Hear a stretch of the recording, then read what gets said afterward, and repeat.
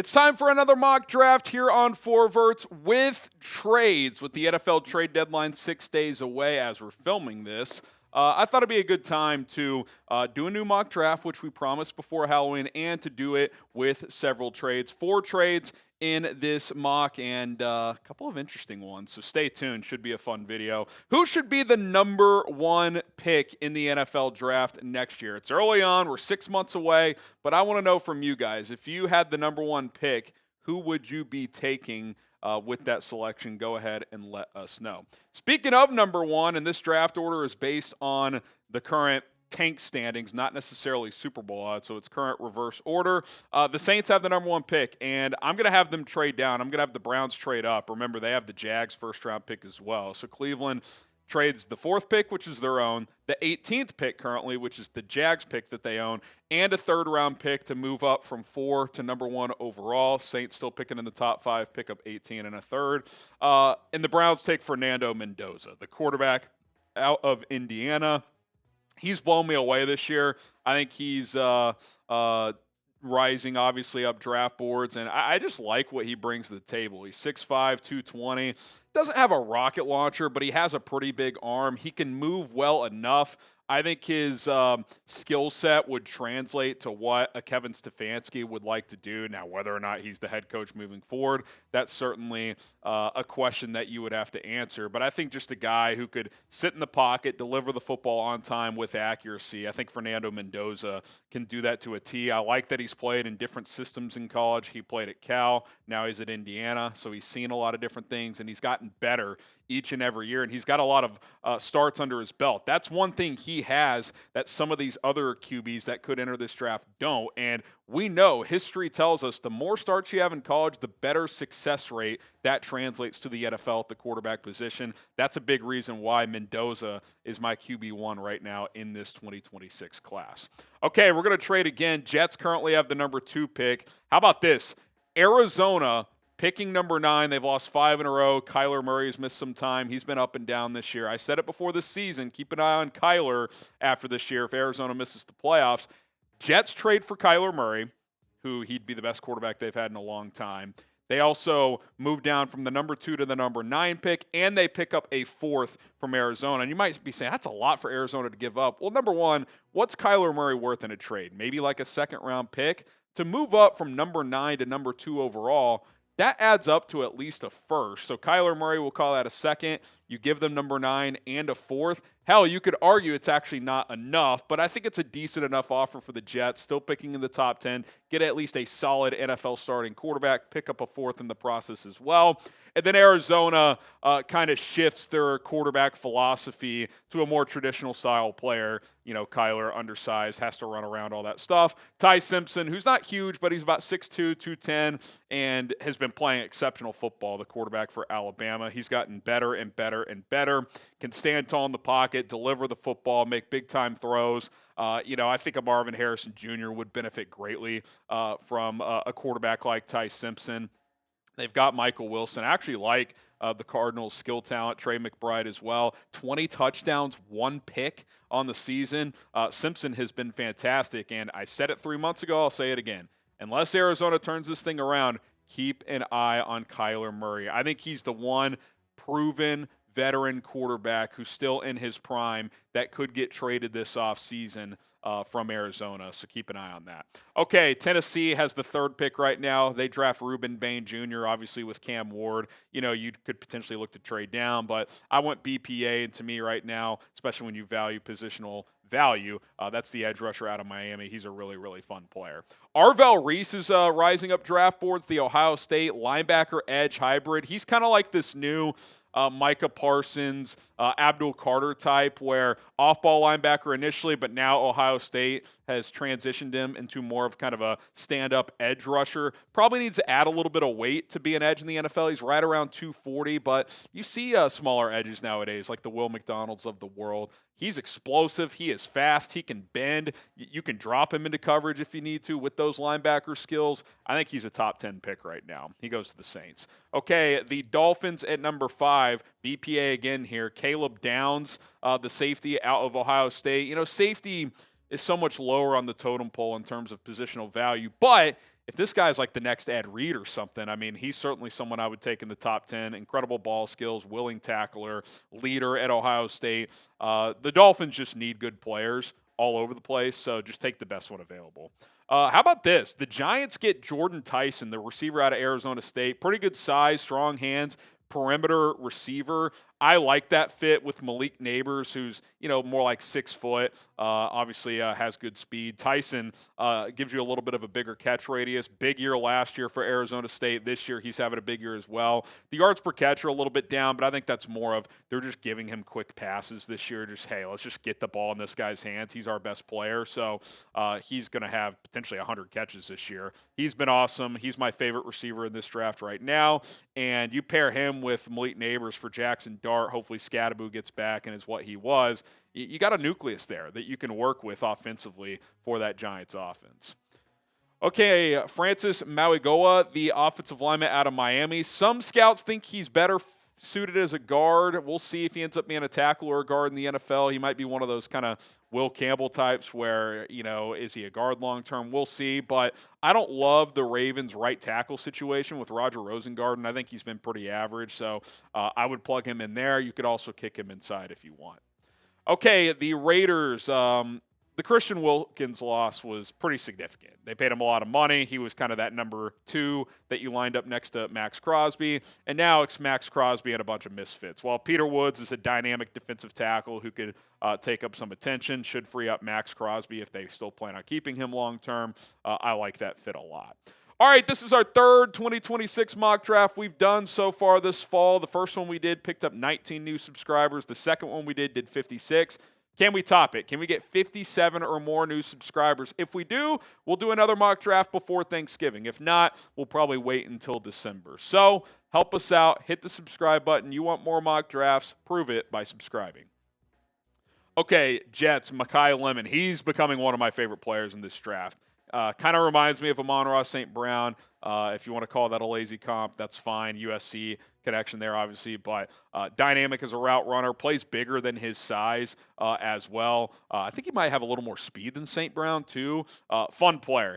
That USC offense has been fun to watch. Lincoln Riley, Jaden Maava, he's moving up draft boards. Keep an eye on him as a day 2 quarterback. But Lemon is potentially wide receiver 1. I still like Tyson a little more, but Lemon is a player to watch.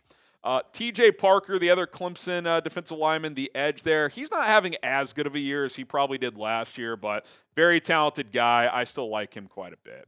Jermod McCoy, who should be back soon, the corner out of Tennessee, really talented player. He's been recovering from an injury. He's supposed to be back maybe this week, very, very soon. I think he tore his ACL like in the early winter period last year, so he's been recovering from that. But I've got him going to Washington. The Rams select Dante Moore. In the last couple mock drafts, I've had the Rams trade up for a quarterback because they do have that extra pick via Atlanta. Dante Moore falls to number 12 here. Hasn't played as well the last couple weeks, plus he's dealing with a concussion right now. But he's got all the skills you want. He's big, strong arm, he's mobile. I personally would like to see him go back to school for another year, to the point I made earlier, get some more starts under his belt. But, if scouts are saying he's going to be a top 10, top 15 pick, that's hard to turn down that money.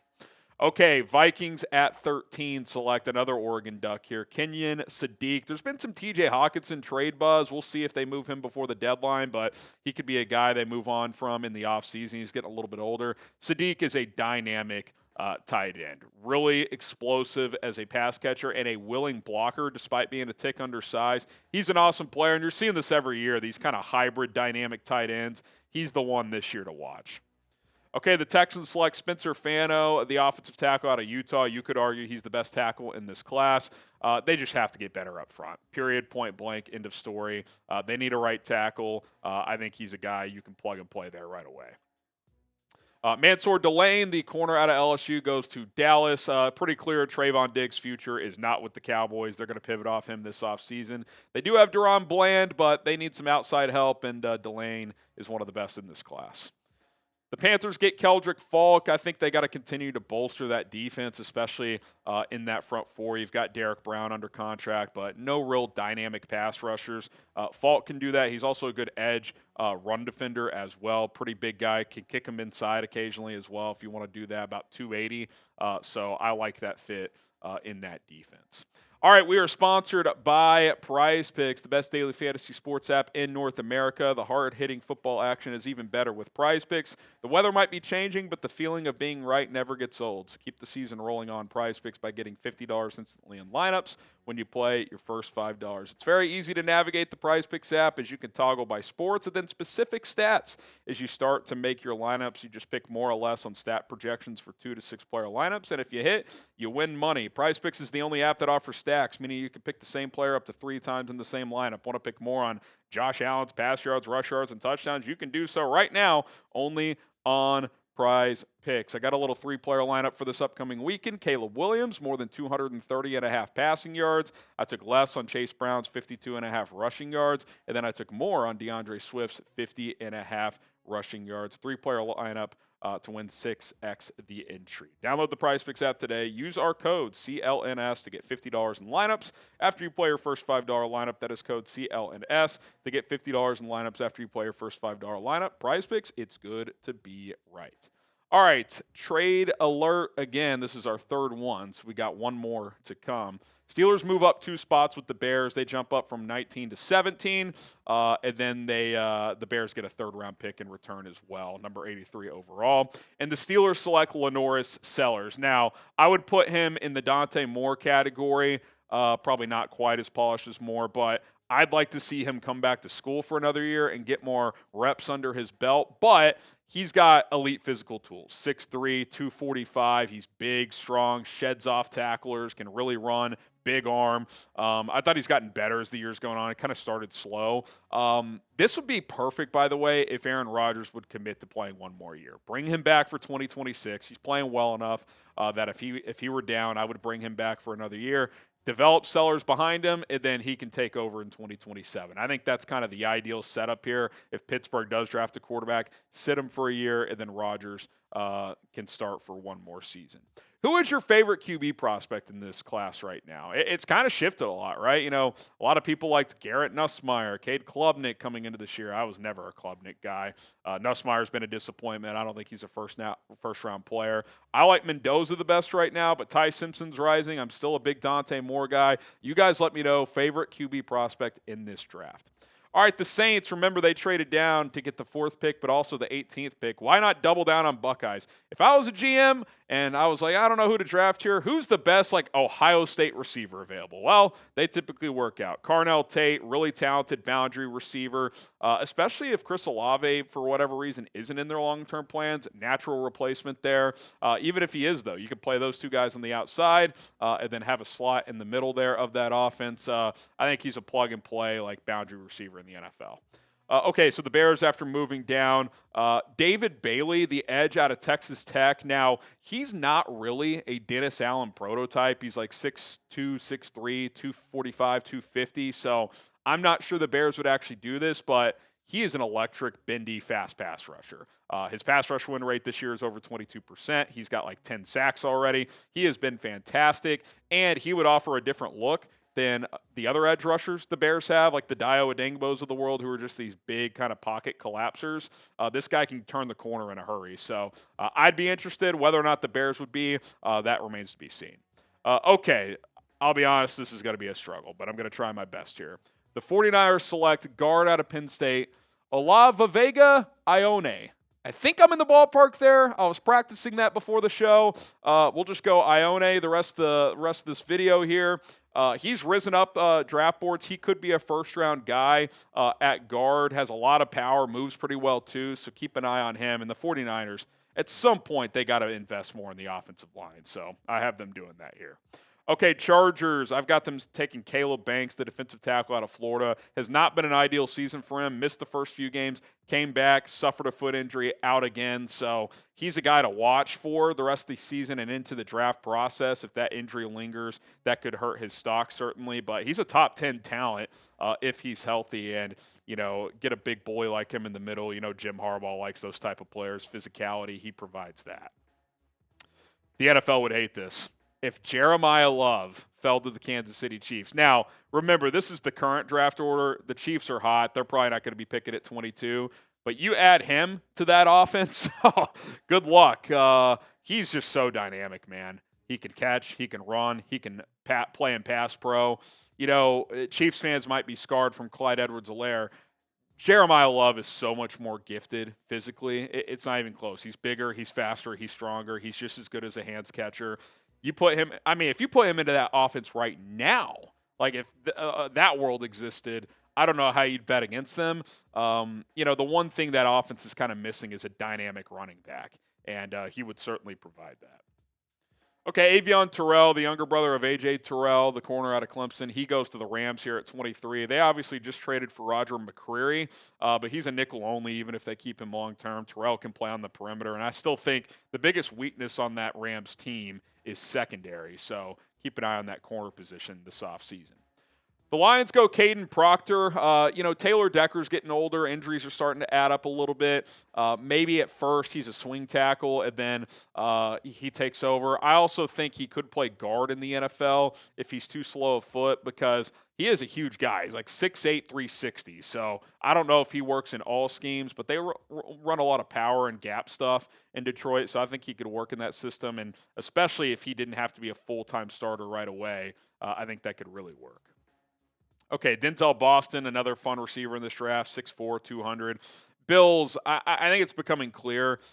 It was time to move on from Stephon Diggs, but get Josh Allen like a top guy. I think they tried it with Keon Coleman, and he's fine, but he's a rotation player. He's not a number one. I don't think he's a number two. Boston has a chance to be a number one in the NFL, in my opinion, so I've got them selecting him here. Okay, the Seahawks select one of the more fun players in this draft, the NC State transfer. He's now at Texas A&M. Casey Concepcion, electric as a punt returner. Get him the ball in space at receiver. Does have some minor drop concerns. Doesn't have the best hands, but I think you get a speed demon that you can do a lot of different stuff into that offense where they already have Jackson Smith and Jigba, just Mr. Reliable, route runner, smooth player. This guy kind of like that electric lightning player. I think you add him to that offense, that becomes pretty scary for opposing defenses. Okay, Tampa Bay, Cassius Howell, the edge out of Texas A&M. He's having a big year as well. I look at the Bucs right now. It's like their offense is set. They don't need anything offensively. Maybe they could add a tight end at some point. Cade Otton's kind of flatlined a little bit, but they need pass rushers. I think that's what they're missing on their roster right now. Post Shaq Barrett, they haven't really found a natural replacement. Even Vita Vea is getting older in the interior there, so I have them taking Cassius Howell.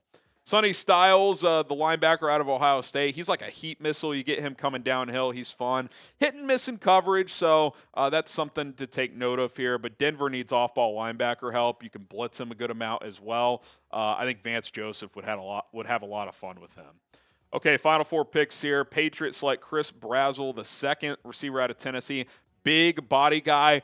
I get nervous with Tennessee receivers because they run that kind of gimmicky Art Briles offense where it works in college, doesn't always translate. So I don't think he's going to run the full route tree, but you put him on the perimeter, run hitches, digs, and goes with him. I think that's a good fit with Drake May. So I like it late in round one. Jennings Dunker, great name, better hair. At some point, if you're Philadelphia, you got to be thinking post Lane Johnson, right? He's in his mid-30s now. He could come in, compete for a starting role on the offensive line, and I think long-term could be your starting right tackle. Okay, Romello Height, the edge out of Texas Tech, the second one that kind of gets forgotten about. Dallas clearly needs pass rush help after trading Micah Parsons. He could come in and I think contribute right away. And then I told you guys, we got one more trade to come. A lot of A.J. Brown buzz. I don't think they're trading him before the deadline, but I think this offseason becomes a natural point to trade him. The way Philly plays football, it does not make sense to have 2 receivers making major money. Devontae Smith can elevate into that wide receiver 1 role. And the Eagles trade A.J. Brown to the Colts. Shane Steichen connection. Get another weapon for Daniel Jones, assuming they keep him long term. And then the Eagles get the 32nd pick. The Colts get a 3rd-round pick. And they send back A.D. Mitchell in the trade. So I think you add all this up, pretty fair value here for both sides. A.J. Brown becomes that perimeter receiver. They have Michael Pittman in the slot. They could re-sign Alec Pierce as well, but if they let him go, you got your big 2 plus Tyler Warren in Indianapolis. I think that works. And then the Eagles get their 2nd first-round pick here, and they select Colton Hood, the corner out of Tennessee, who's elevated into that CB1 role during the season this year because Jermod McCoy has not been out there. And Philadelphia has been shuffling that 2nd corner spot all year. DeJean's in the slot. Quinyon Mitchell's on the outside. That 2nd outside spot, they've tried Keely Ringo. They've tried, who's the veteran that played with the Giants for a long time? I'm completely blanking on who that is. But the Eagles have had issues at outside corner all season, opposite of Quinyon Mitchell. So you bring in Colton Hood. I think he could certainly hold that down. All right. Grade this 2026 mock draft A, B, C, D, or F. Let me know how I did and what you guys think about it. This is going to drive me crazy, so I'm just going to pull up his name. That would be, he must have gotten Adoree Jackson. There it is. Adoree Jackson. All right, we're out of here. Hit that subscribe button if you haven't already. Again, if you want more mock drafts, let's get more subs than our last one. More trade content to come with the trade deadline. Stay tuned.